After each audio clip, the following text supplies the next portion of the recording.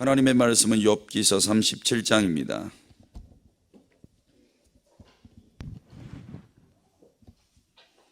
하나님의 말씀은 욥기서 37장입니다. 이로 말미암아 내 마음이 떨며 그 자리에서 흔들렸도다. 하나님의 음성 곧 그의 입에서 나오는 소리를 똑똑히 들으라. 그 소리를 천하에 펼치시며 번갯불을 땅 끝까지 이르게 하시고 그 위에 음성을 바라시며 그의 위엄찬 소리로 천둥을 치시며 그 음성이 들릴 때에 번개를 멈추게 아니하시느니라. 하나님은 놀라운 음성을 내시며 우리가 헤아릴 수 없는 큰 일을 행하시느니라. 눈을 명하여 땅에 내리라 하시며 적은 비와 큰 비도 내리게 명하시느니라. 그가 모든 사람의 손에 표를 주시어 모든 사람이 그가 지으신 것을 알게 하려 하심이라. 그러나 짐승들은 땅 속에 들어가 그 초소에 머무느니라. 폭풍우는 그 밀실에서 나오고 추위는 북풍을 타고 오느니라. 하나님의 입김이 얼음을 얼게 하고 물의 너비를 줄어들게 하느니라. 또한 그는 구름의 습기를 실으시고 그의 번개로 구름을 흩어지게 하시느니라. 그는 감싸고 도시며 그들의 할 일을 조종하시느니라. 그는 땅과 육지 표면에 있는 모든 자들에게 명령하시느니라. 혹은 징계를 위하여 혹은 땅을 위하여 혹은 긍휼을 위하여 그가 이런 일을 생기게 하시느니라. 욥이여 이것을 듣고 가만히 서서 하나님의 오묘한 일을 깨달으라. 하나님이 이런 것들에게 명령하셔서 그 구름의 번개로 번쩍거리게 하시는 것을 그대가 아느냐? 그대는 겹겹이 쌓인 구름과 완전한 지식의 경이로움을 아느냐? 땅이 고요할 때에 남풍으로 말미암아 그대의 의복이 따뜻한 까닭을 그대가 아느냐? 그대는 그를 도와 구름장들을 두들겨 넓게 만들어 녹여 부어 만든 거울같이 단단하게 할 수 있겠느냐? 우리가 그에게 할 말을 그대는 우리에게 가르치라. 우리는 아둔하여 아뢰지 못하겠노라. 내가 말하고 싶은 것을 어찌 그에게 구할 수 있으랴? 삼켜지기를 바랄 자가 어디 있으랴? 그런즉 바람이 불어 하늘이 말끔하게 되었을 때 그 밝은 빛을 아무도 볼 수 없느니라. 북쪽에서는 황금 같은 빛이 나오고 하나님께는 두려운 위엄이 있느니라. 전능자를 우리가 찾을 수 없나니 그는 권능이 지극히 크사 정의나 무한한 공의를 굽히지 아니하심이니라. 그러므로 사람들은 그를 경외하고 그는 스스로 지혜롭다 하는 모든 자를 무시하시느니라. 아멘. 아멘. 담임 목사님께서 사모님 요양할 곳 알아보시려고 잠시 출타하셨습니다. 위에서 기도해 주시기를 바랍니다.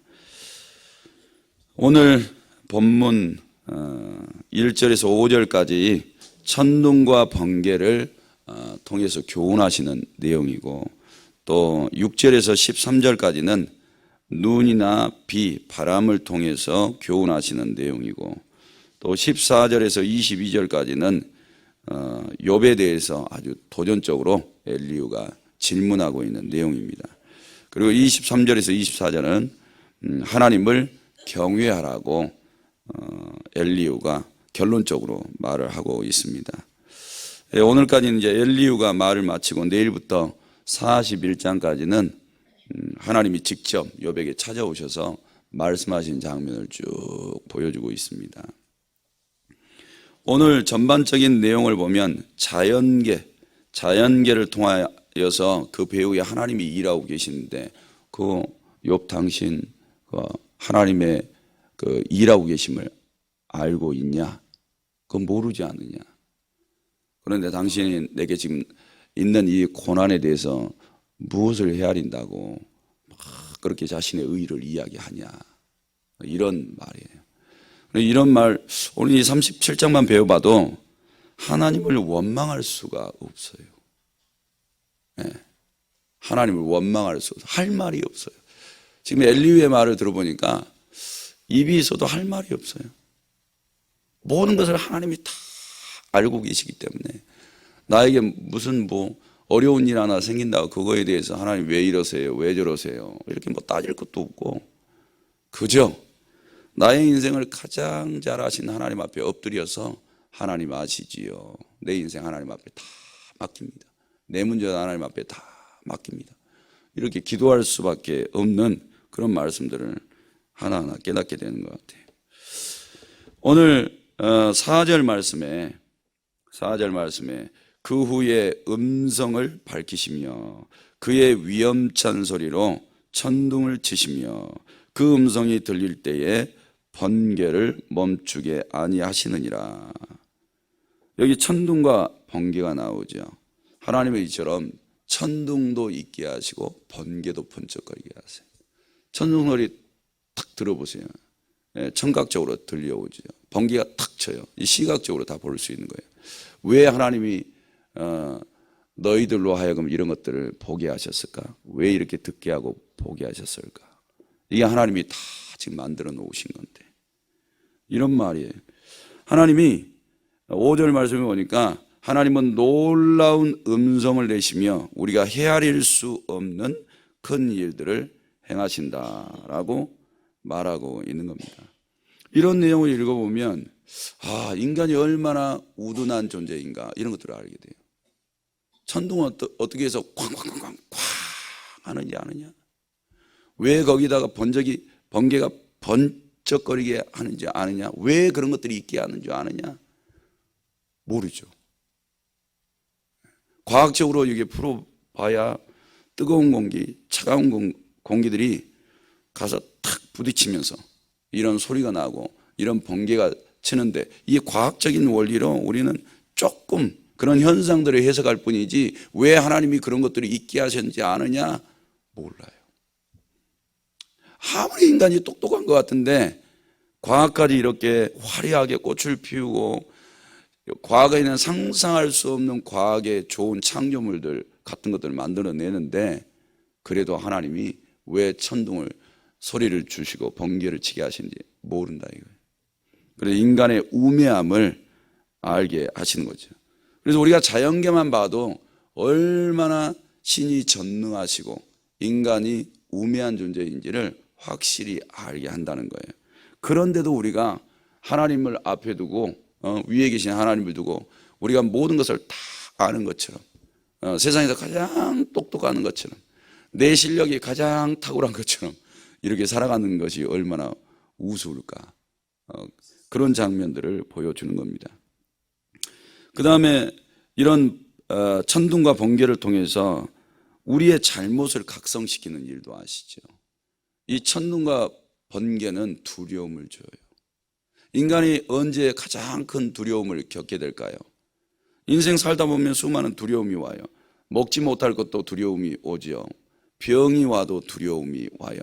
그 다음에 죽는 문제도 막 두려움이 와요. 그렇죠? 빚더미 앉아도 두려움이 와요. 내가 원하는 것들을 하지 못하는 것들은 그나마 덜 두려움이죠. 근데 인간 본질적으로 정상 생활이 안 될 정도로 뭔가 나에게 어려움이 온다면 두려움들이 인간이 많이 옵니다. 그런데 그런 두려움이 진짜 두려움은 아니라는 거예요. 진짜 두려움은 하나님 백보자 앞에 탁 설 때, 그때가 제일 큰 두려움인데, 하나님께서 마지막에 재림주로 오실 때 아마 하나님 그동안 믿어야 했는데 안 믿는 사람들은 천둥 소리와 번개 소리를 듣게 되면 두려워하는 것처럼 그런 두려움을 느낄 거라는 거예요. 그리고 이제 재림 때 봐보면 알겠죠. 믿는 사람들은 주님 이제 오십니까? 어서 오시옵소서, 오시옵소서 이렇게 기다렸다가 그 주님을 맞이하게 되니까 너무너무 기쁜데, 안 믿었던 사람들, 그렇죠? 자기 생각대로 자기 마음대로 자기의 자유를 만끽하면서 살아갔던 사람들은 아마 두려워서 어디 숨고 싶을 거예요. 그런 날들이 올 건데 그거에 대해서 경계해 주고 있다는 거예요. 사랑하는 성도 여러분, 그러니까 이런 현상들만 봐도 하나님께서 그 배후에 하나님의 섭리, 하나님께서 일하고 계신 것들을 다 숨겨놨는데 인간들이 그것을 깨닫지 못할 뿐이라는 겁니다. 6절에서 13절 말씀에도 보니까 눈, 비, 바람을 통해서도 교훈하고 계시는데요. 6절에 눈을 명하여 땅에 내리라 하시며 적은 비와 큰 비도 내리게 명하셨다라고 말씀이 나오고 있습니다. 또 바람도 이야기를 하고 있고 10절에는 하나님의 입김이 얼음을 얼게 하고 물의 너비를 줄어들게 한다. 이렇게 말씀하고 있어요. 이 모든 것들도 하나님이 지금 다 필요해서 하늘에 이곳저곳에 다 두셨다는 거예요. 우리는 과학적인 원리로 이걸 자꾸 이해하려고 하잖아요. 그런데 그것 배후에 있는 하나님의 섭리, 하나님의 역사, 지금 일하고 계심을 깨달으라는 거예요. 그래서 그리스도인들이 아이고 오늘 날이 흐르면 비가 오겠다 이 정도만 보셔서는 안 된다는 거예요. 이렇게만 보면 세상 사람들하고 다를 게 뭐가 있냐 이 말이에요. 이거 배후에서 일하고 계신 하나님을 보셔야죠. 만약에 이런 것들을 못 보시면 무슨 문제가 생기냐? 가정 속에서 일하고 계신 하나님을 못 봐요. 나를 통해서 일하고 계시는 하나님을 못 보신다고. 내 배후에서 나를 주관 통치하고 계시고 내 생각을 훤히 다 알고 계시고 내 마음 감정 하나까지도 다 세우고 계시고 무슨 생각을 하고 있는지 앞으로도 무슨 행동을 할 건지 다 알고 계시는 그 배후의 하나님을 알지 못한다는 거예요. 그러니까 무지하고 자기 생각이 옳은 줄 알고 그 판단만 내리고 그냥 가는 거예요. 하나님 앞에 묻지도 않고. 하나님 모든 것을 다 알고 계시고 모든 것을 다 세시고 계시고 시간까지 영원까지 다 중환하고 계시는데 자기가 똑똑한 줄 알고 안 물어요. 그러니까 자기 배후에서 지금 눈 뜨고 계시는 하나님을 전혀 헤아리지도 못하고 묻지도 않아요. 그러니까 하나님은 그래 네 생각하는 대로 살아라 이럴 수밖에 없는 거죠. 우리도 그러잖아요. 누가 좋은 말 해줘서 안 들으면 그냥 내버려 두잖아요. 그런 것처럼 똑같다는 거예요. 그러니까 우리는 오늘도 자연현상을 보면 하늘이 너무 맑다 하면 그거 배후에 지금 계시는 하나님을 깨달으시라 이거예요. 그 다음에 오늘 11절에 13절에 보면 구름에 대해서 이야기를 해요.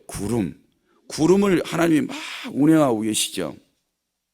운행하고 계시는데 하나님이 명령하신 것을 세상에 이루기 위해서 이렇게 구름 하나도 지금 가지고 역사하고 계신다는 거예요. 구름에 습기를 실으시고 그의 번개로 구름을 흩어지게 하시죠. 그는 감싸고 도시기도 하시고 그의 할 일을 모아사 조종하사 구름이 할 일을 조종하사 그는 땅과 육지 표면에 있는 모든 자들에게 명령하셨다. 하늘의 구름과 이런 번개를 가지고도 하나님이 그것들을 다 조종해서 일하고 계신다. 예를 들어서 노아의 홍수 때 하나님이 어떻게 하셨어요? 구름 조종하시죠. 40일 주야로 막 비를 내려버리시죠. 근데 이 하나님의 뜻을 누가 알아요? 왜 이렇게 비가 안 멈추지? 언제까지 이 비 내릴 거야? 아니 땅에 지금 물이 이렇게 가득히 차오르는데 이러다가 다 죽겠는데 도대체 언제까지 이렇게 비가 오고 물이 차오르고 이거 큰일 났네? 세상 사람들이 이러고 있는데 노아는 하나님이 구름을 운행하고 계시는 그 역사 속에 탁 들어가 있는 거예요. 세상 사람 다 죽는데 노아와 그의 가족들은 사는 거죠. 어떤 삶을 선택하는 거예요?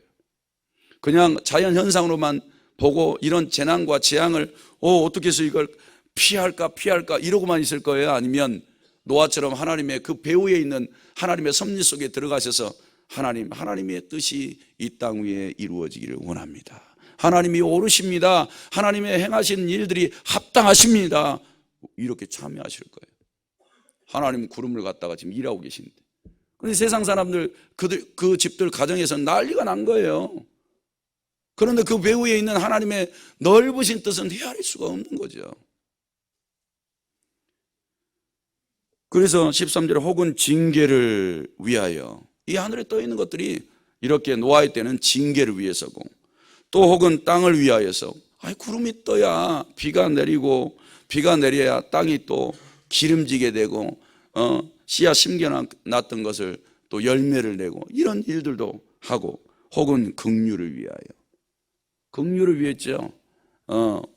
애굽에 출애굽 시켜가지고 광야길 가운데 얼마나 더워요. 거기에다가 낮에는 구름 기둥을 탁 올려놓고 밤에는 불 기둥을 띄워주고 이런 배후에 이런 자연 만물을 가지고 역사해 주신 하나님의 긍휼을 얼마만큼 아냐 이 말이에요. 우리는 헤아릴 수 없다는 거예요. 그러니까 뭔가 아는 척 하지 말고 거기에서 하나님 앞에 다 엎드리고 무릎 꿇어서 하나님의 뜻을 차라리 묻는 게 나아요. 그게 1년 12달 걸려서 아니 하나님의 음성 못 들으면 내 문제지. 하나님 문제는 아니잖아요. 하나님은 계속해서 성경 66권을 주고 계신 하나님이고 이렇게 말씀을 많이 하고 계시고 지금도 우리 가운데 살아계셔서 가정에 대해서 궁금하면 말씀해 주실 수 있는 하나님이고 내 미래가 어떻게 될지 내가 어떻게 살아야 될지 어떻게 하나님의 뜻을 이루어야 될지 몰라서 물으면 알려주신 분이 하나님이신데 묻지를 않는 거예요. 그러니까 어쩔 수 없어요. 우매하게 살아가다가 왜 이렇게 아프냐 왜 이렇게 고통스럽냐 왜 이렇게 힘드냐 이러다가 인생 끝나는 거죠. 사랑하는 성도 여러분, 하나님을 헤아리려고 하면 얼마나 기특할까요? 엘리야가 지금 이런 것들을 말하고 있잖아요. 하나님 보실 때 얼마나 기특할까요? 아이고 많이 하네. 제가 내 속 좀 조금 알고 있네. 이래 주실 것 같아요. 그 다음에 14절에서 22절 말씀에 보니까 아주 요 앞에 1절 11절까지 엘리야가 욥에게 막 얘기해 놓고 아주 그 다음부터는 욥의 코를 납작하게 만들어놔요. 15절 말씀에 이렇게 이야기를 했죠. 구름의 번개로 번쩍거리게 하는 것을 그대가 아느냐 그랬어요. 번개가 어떻게 치는지 아냐? 모른다 이거예요. 그 다음에 그대는 겹겹이 쌓인 구름과 완전한 지식의 경이로움을 아냐 이 말. 구름 한번 봐보세요. 구름이 평평하게 유지가 되죠. 대단하지 않으세요? 누가 그렇게 만들었어요? 비행기 타고 하늘 구름 위로 올라가 봐요. 평평하잖아요. 대를 이루어가지고. 그건 누가 만드는 줄 아냐? 모른다 이거예요. 그 다음에 하늘을 평평하게 해가지고 거울처럼 18절에 거울같이 만들어 놓은 거 너 아냐? 모르죠. 하늘을 봐보세요. 평평해서 거울 같잖아요. 구름 한 점도 없고 바람이 싹 미세먼지 밀어내고 나면 얼마나 평평해요. 거울처럼. 그게 어떻게 그렇게 되어진지 아냐? 몰라요. 인간은 헤아릴 수 없는 거예요. 그래서 욥이 한마디도 못하죠. 엘리야의 말에는 단 한마디도 섞지 못해요. 그래서 그런 하나님을 말하고 싶은 거예요. 결론적으로 엘리야. 하나님이 어떤 분이신 줄 아냐? 22절에 북쪽에서는 황금같이 빛이 나오고 하나님께 두려운 위엄이 있느니라. 하나님이 얼마나 두려운 분이신 줄 아느냐. 사랑하는 성도 여러분, 하나님은 상상할 수 없는 두려움을 가지고 있어요. 그래서 성경에는 하나님의 사랑을 보이고 있죠. 그런데 엘리야는 두려움의 하나님도 이야기해주고 있는 거예요. 두려움의 하나님. 얼마나 두려워하세요? 우리가 오늘 하나님 앞에 이렇게 나왔죠. 욥이 아무리 의롭게 살았어요. 진짜 의롭게 살았잖아요. 그런데 하나님 앞에 나아갈 때는 그 하나님의 두려움 앞에 무릎 꿇을 수 있어야지. 겸손할 수 있어야지. 낮아질 수 있어야지. 나 죽었네 하고 엎드릴 수 있어야지. 그 행했던 의가 뭐라고? 그 행했던 의가 뭐라고?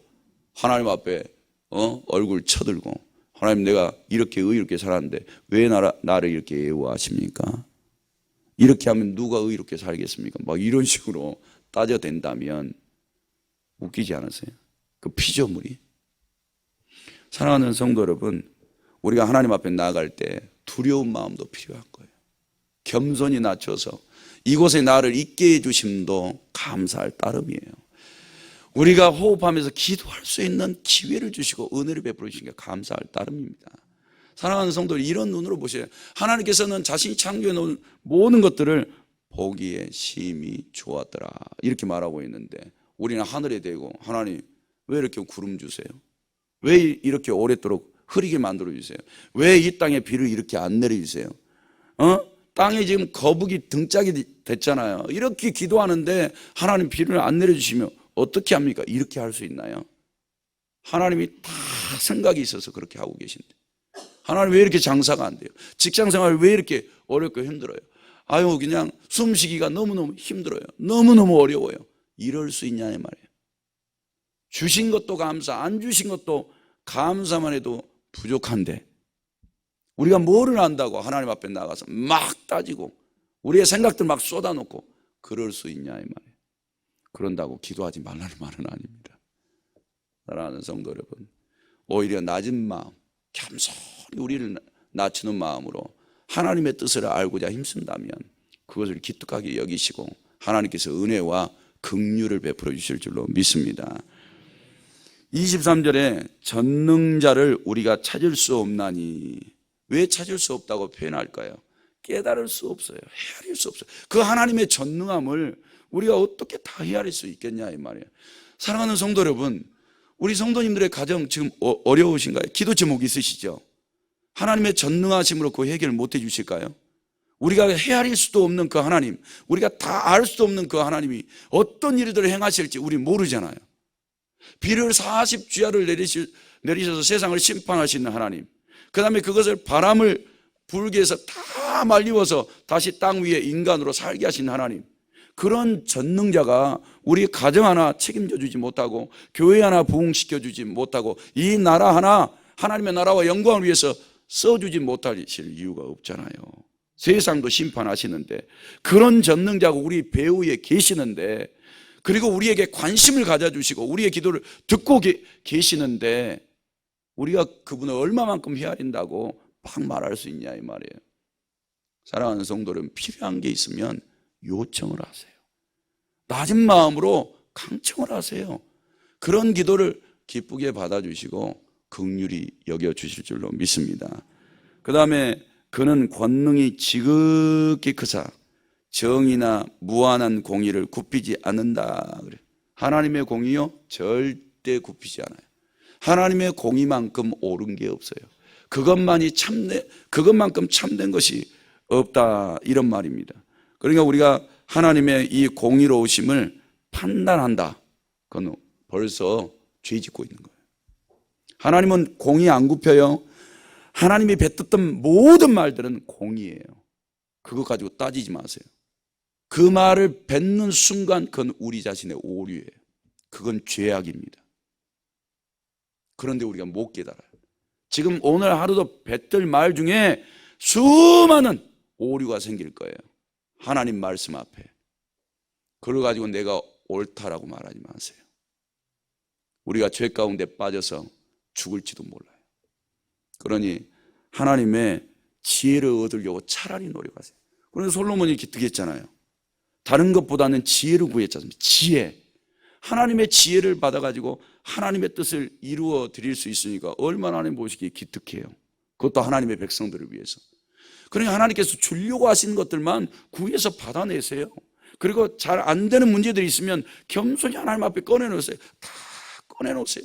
전능자는 그거 이상도 해 주실 수 있으니까. 믿습니까? 그 다음에 우리가 할 수 있는 것을 이야기해 주고 있는 거예요. 할 수 있는 거. 24절 보니까 사람들은 그를 경외하고 있어요. 그렇죠? 할 수 있는 거 지금 이거 하나 가르쳐 주는 거예요. 요백의 엘리후가 우리가 할 수 있는 거 경외하는 것밖에 없다. 이 지금 지구 땅덩어리 배후에서 일하고 계시는 그런 하나님께 할 수 있는 게 경외함밖에 없다. 그러니까 제가요 환우 신방 갈 때 말라기 4장 2절 말씀을 참 많이 해요. 여호와를 경외하는 자에게는 공의로운 해가 떠올라서 치료하는 광선을 비추리니 그가 나가서 외양간에서 나온 송아지처럼 뛰리라. 이게 원리적으로 안 맞아요. 우리 그냥 이성, 논리 이걸로는 안 맞아요. 어떻게 하나님을 경외하는데 공의로운 해라는 게 떠올라서 치료하는 광선을 비춰주겠대. 근데 그 사람이 나와버린대. 놀랍죠? 오늘 하루 살아가시면서 하나님 경외합니다. 하나님 찬송합니다. 하나님을 송축합니다. 이렇게 하시면요, 이 욥이 그걸 계속 했었어야 돼요. 처음에 그가 고난받았을 때처럼 하나님 앞에 딱 예배드리잖아요. 고난이 새 친구가 와서 딱 귀를 긁어대고 막 마음을 긁어댈 때 하나님 이래도 경외합니다. 저래도 경외합니다. 이랬었어야 돼요. 지금 엘리후가 그걸 말하고 있어요.